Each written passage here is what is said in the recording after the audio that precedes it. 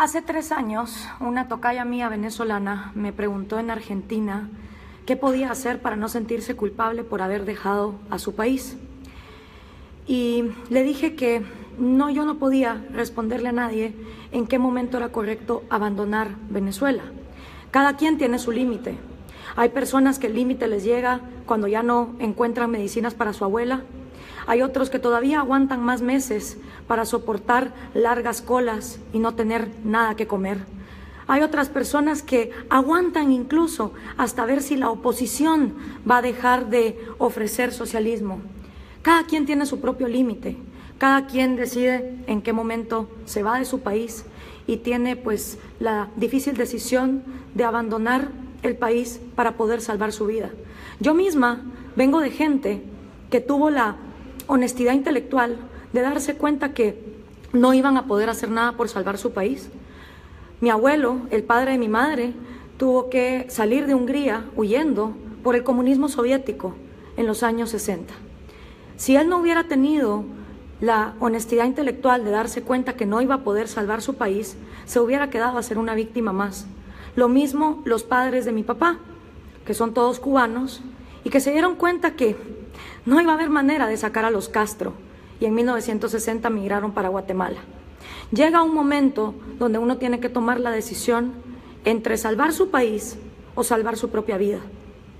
Y como siempre me dijeron mis abuelos, los regímenes comunistas te pueden quitar tu trabajo, tu casa, tus oportunidades, tu dinero y todas las propiedades. Pero todo eso se puede hacer en otro lado. Uno puede venir y reconstruir su vida.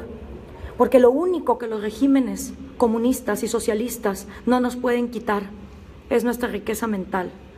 Por eso es tan importante invertir en tu mente, porque es tu mente el único vehículo con el que cuentas para solucionar los problemas. Y cuando se trata de irse de una dictadura, va a ser tu mente tu recurso más importante para poder volver a rehacer tu vida. Muchas veces se los anunciamos. Yo he sido una de las personas que más les ha dicho el peligro de tener una oposición que no tiene los pantalones para defender la libertad de mercado y la propiedad privada y que creen que los venezolanos son tan tontos y tan débiles que lo que están buscando es que alguien les ofrezca más socialismo. Yo misma les he dicho una y otra vez que no estaban viviendo bajo un gobierno, mientras hipócritas en la OEA y en la misma Guatemala, donde el año pasado los encapuchados recibieron en el Paraninfo de la Universidad de San Carlos de Guatemala con bombos y platillos al hermano del dictador Hugo Chávez, a Adán Chávez. Vemos como en toda la región latinoamericana, ahora sí todo el mundo se da golpes de pecho porque la Asamblea Nacional fue disuelta por Nicolás Maduro. Pero ¿dónde estaba toda esa gente cuando habíamos un montón gritando, ahí viene el lobo, ahí viene el lobo, y seguían aplaudiendo y poniendo a Venezuela en el estandarte?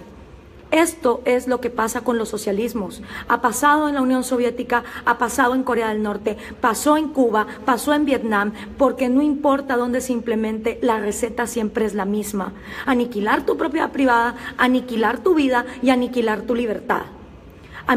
Lo único que me sorprende de toda esta situación es la gente que está sorprendida, la gente que se queda en shock al ver que Nicolás Maduro disolvió la Asamblea Nacional en Venezuela. Señores, hubo gente que se los estuvimos diciendo y advirtiendo, y hubo un montón de hipócritas en las organizaciones internacionales, en las fundaciones de estudiantes universitarios, de todas las universidades estatales marxistas, que seguían defendiendo Venezuela. ¿No creen que es un poco hipócrita que ahora se sumen a decir, uy, qué horror lo que está pasando en Venezuela, cuando pasaron durante años ignorando lo que estaba ocurriendo? E incluso decían que como era un régimen democráticamente electo, entonces los venezolanos se tenían que aguantar cualquier atropello. Yo no soy quien para decirles, este es el momento o lo fue antes. Cada venezolano sabrá lo que tiene que hacer.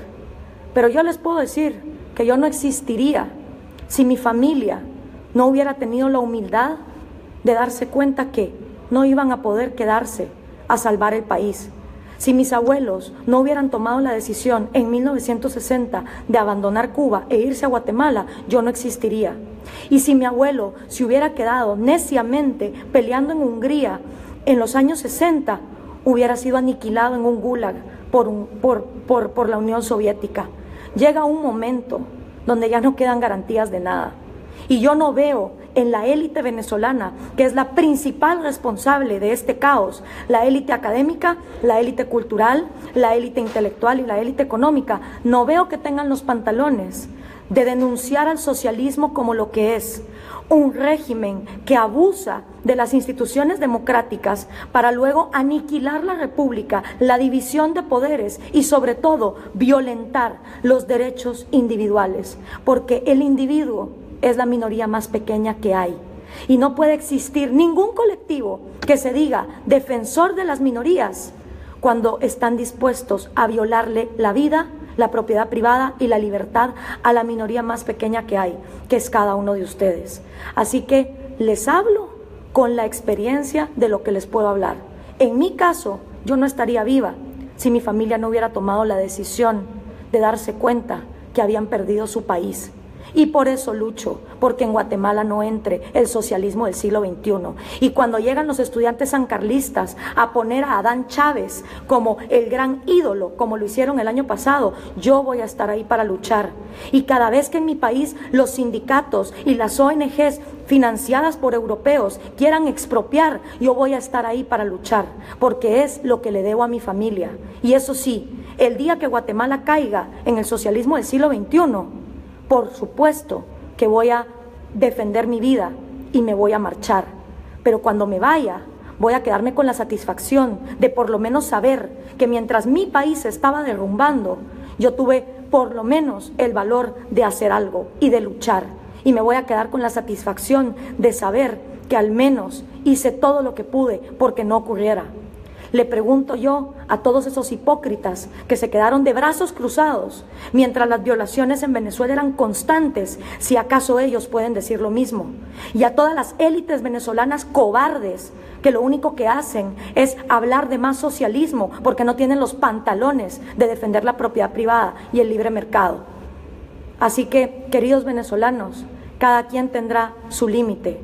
Yo lo que les puedo decir es que llega un momento donde hay que elegir entre salvar la propia vida, que es lo único que a uno le queda, porque ya lo demás te lo quitaron, o quedarse neciamente a tratar de luchar en un régimen que no es más que una dictadura.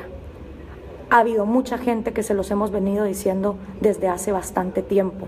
Así que yo no sé qué les sorprende. Y a todos los hipócritas que estuvieron años aplaudiendo desde las universidades marxistas estatales, desde las oligarquías empresariales corruptas, porque acordemos que un empresario es el que tiene los pantalones para competir en un mundo globalizado. Un empresario, en cambio, es el mismo que financia estos regímenes. Y toda esa gente hipócrita que hasta ahorita está denunciando lo que se venía a venir desde hace años, ¿dónde estuvieron? Aplaudiendo como focas las violaciones que estaban pasando.